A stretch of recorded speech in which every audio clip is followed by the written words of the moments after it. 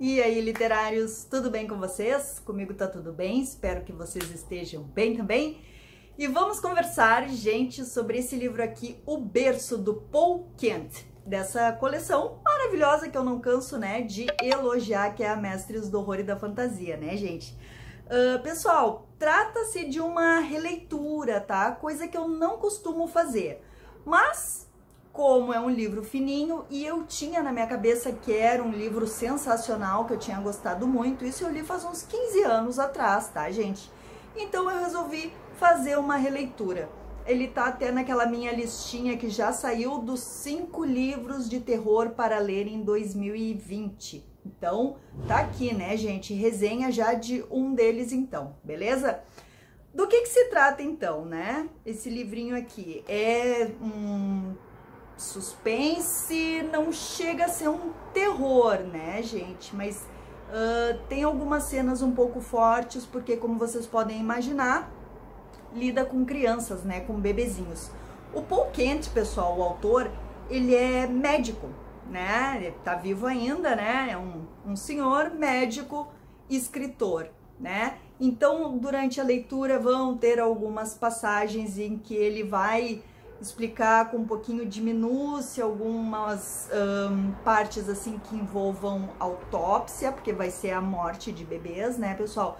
E vocês podem achar um pouquinho chato isso, mas eu acho que como ele é médico, ele quer deixar a coisa assim bem entendida, né, para um público leigo, né, nós leitores que não somos médicos.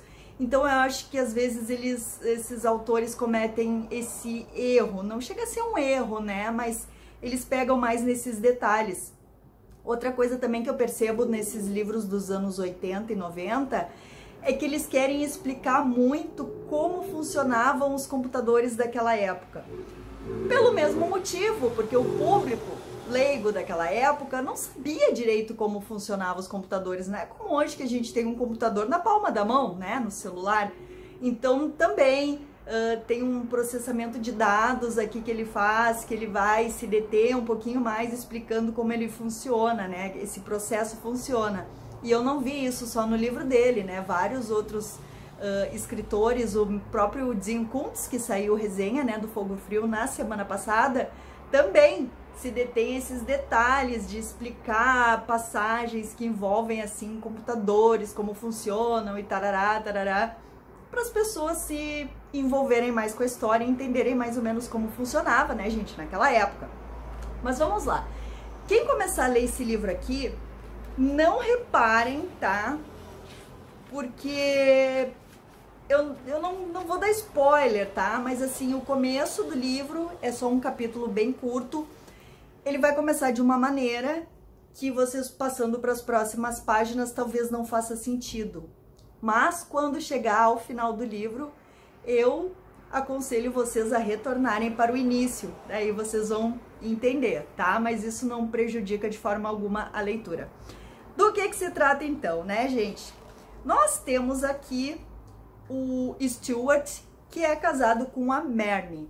E o Stuart era médico, agora ele é epidemiologista, né? Ele trata de epidemias e estuda, né, casos de epidemia mundo afora.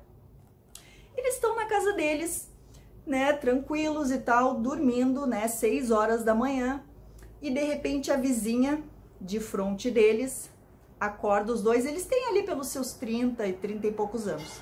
A vizinha bate a porta deles desesperada, pedindo ajuda, porque a vizinha sabia que o Stuart era médico, né? Dizendo que o filhinho dela, o bebê, não tá respondendo, tá sem respirar, né? Não reage. Na verdade, ela liga para eles, né?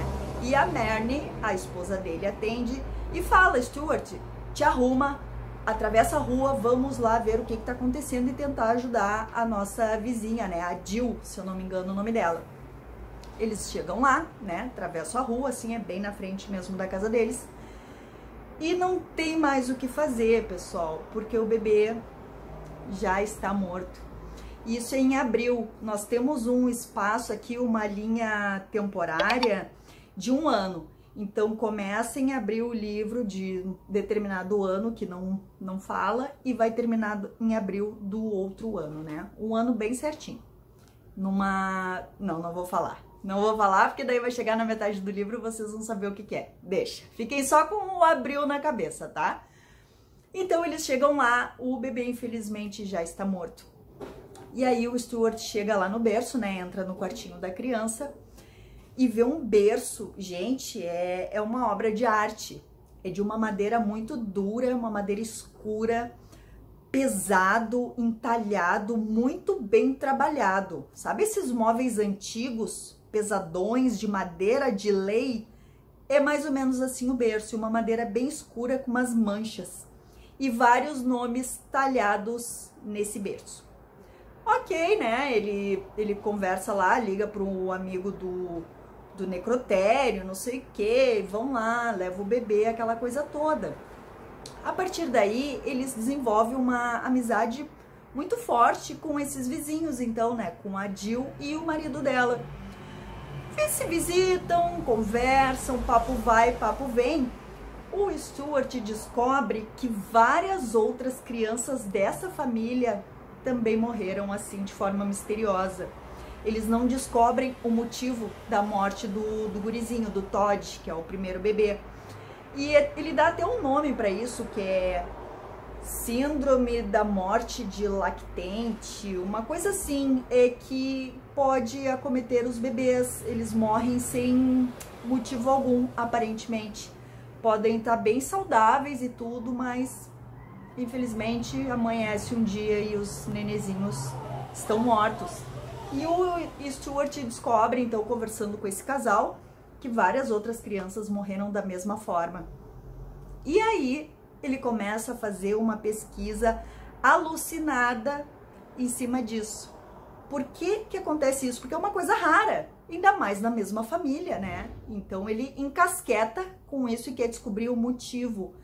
E aí desenvolve a história, né, gente? Ele vê que várias crianças, aqueles nomes que estão entalhados no berço, foram as crianças que passaram pelo berço, porque é uma tradição na família desses vizinhos passar o berço adiante.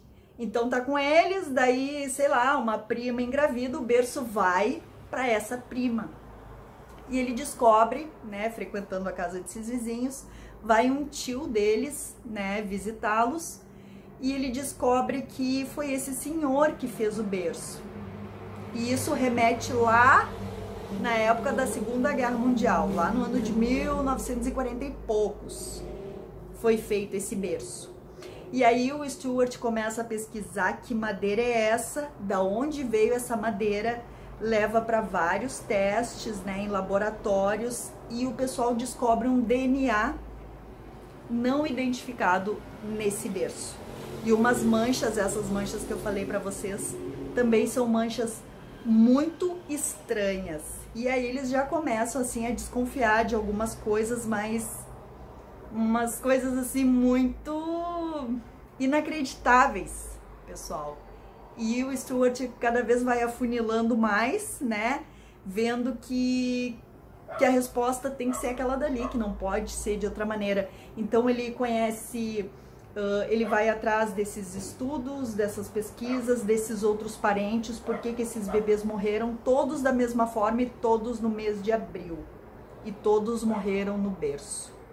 Então ele vai atrás até de um senhor que fez antigas pesquisas que descobriram aí toda a história dessa madeira. Ele vai atrás desse senhor na Suíça para tentar resolver esse mistério. E aí, gente, o livro vai revezando entre a história atual, né, do Stuart fazendo essa busca, né, essa pesquisa alucinada para descobrir por que os bebês morrem, e vai alternando com a história da onde veio essa madeira. Então a gente tem aqui, deixa eu ver um ano aqui, a história do Stuart é período atual, né, gente? Então tem um capítulo que é assim, ó, Mediterrâneo Oriental 312 depois de Cristo, que é a história da madeira. Aí tem um, desculpa, gente. Aí tem um outro aqui, deixa eu ver mais um período, se tem mais um período assim bem antigo. Nova Escócia, 1943 depois de Cristo. Atlântico Norte, 1765 depois de Cristo. Norte da França, 1551 depois de Cristo. Essas partes bem antigas vão sendo a história dessa madeira, de onde ela veio, do que foi feito com ela, e é bem interessante, gente. Tem uns dados históricos aqui, eu acho que alguns têm um fundo de realidade, sim, e um pouco de distorção foi que o Paul Kent usou para fazer a história.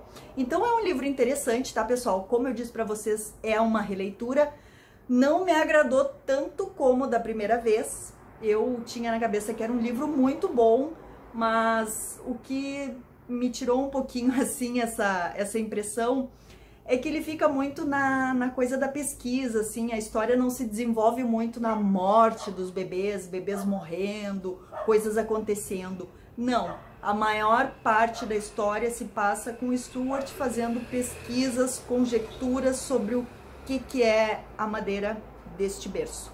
Tá, gente? Mas é um livro bom, não é um livro ruim de forma alguma. Fica a dica para vocês de mais um livro do Mestres do Horror da Fantasia, da saudosa Francisco Alves, tá bom? Nos vemos no próximo vídeo. Ah, gente, fiquei de fazer esse livro, essa leitura em parceria com o Rubens do Ler Vicia. Não sei quando ele vai ler, quando ele vai soltar a resenha, mas a gente combinou, né, que nós iríamos ler esse livro, então, de terror neste ano de 2020, tá bom? Até mais, gente. Tchau, tchau.